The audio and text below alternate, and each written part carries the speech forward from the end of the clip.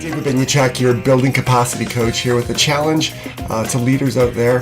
And the challenge is this, it's actually a question. Do you manage numbers or do you manage people? There is a difference, and I'm going to suggest that you need to do both. But let me explain. Do you manage numbers? Most organizations do. We have performance contracts with people, and in those performance contracts are a number of KPIs that need to be met.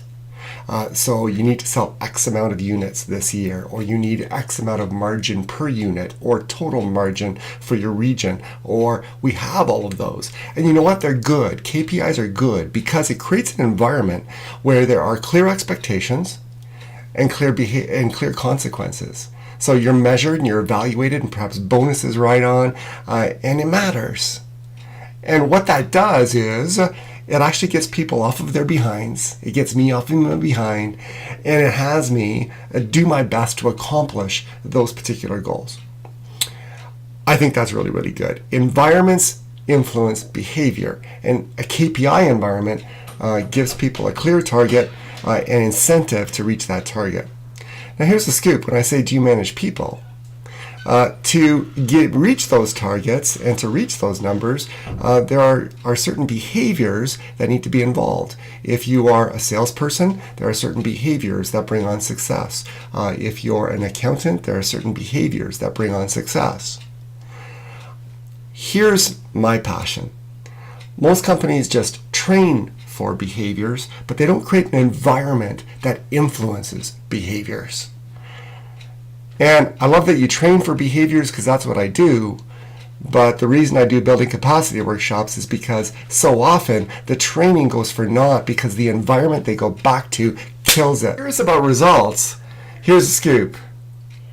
Build an environment that has clear expectations and clear consequences around behaviors. Not just numbers. What you see work for numbers can also work for behaviors. The trouble with just having the numbers environment is that people will achieve them and they're going to carry along their worst behavioral weaknesses, and it may kill them to get there. As an organization, if you want speed, you want people to not only achieve their goals, but achieve their goals as efficiently as possible. And the truth is, we all have our strengths and weaknesses. We're just training a company in northern Saskatchewan involved in the cattle and livestock industry.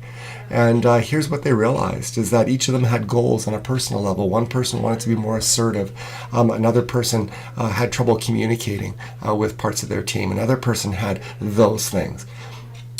Those, you know what? Those never appear on a performance contract. And so when there's no obligation to address those things, we tend to try to reach our goals despite those things. I'm saying, work on them. Give people support by creating an environment where on a regular basis they're able to identify what's kind of holding back their efficiency. They're able to, on a very micro level, for one or two specific instances that they need to tackle in the next week or 2 weeks, receive some coaching. And then there's an accountability factor that says, you know what, go try this new method, go try this new way, and come back and we're going to figure out, how did that go? Did you improve? This past weekend, the meetup that I do here in Calgary for Calgary leaders, we talked about the 2 houses of performance management.